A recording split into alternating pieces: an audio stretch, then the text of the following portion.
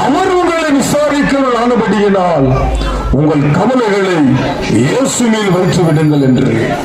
இந்த சத்தத்தை கேட்கிற அன்பு சகோதரனே, உனக்காக இயேசு இந்த உலகத்திலே வந்தார், உனக்காக ரத்தம் சிந்தினார், உனக்காக சிலுவையில் 6 மணி நேரம் தொங்கினார், உடலெல்லாம் கிழிக்கப்பட்டு ரத்தம் சொட்ட சொட்ட உனக்காக தன் உயிரையே கொடுத்தார்.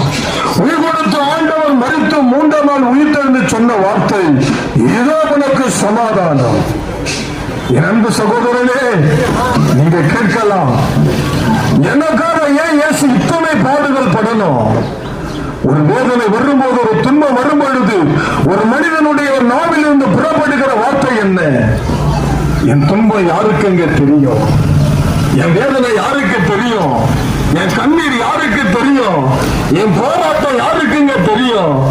அப்படி ஒரு மனிதன் புலம்புகிறதை தேவன் அறிவார்.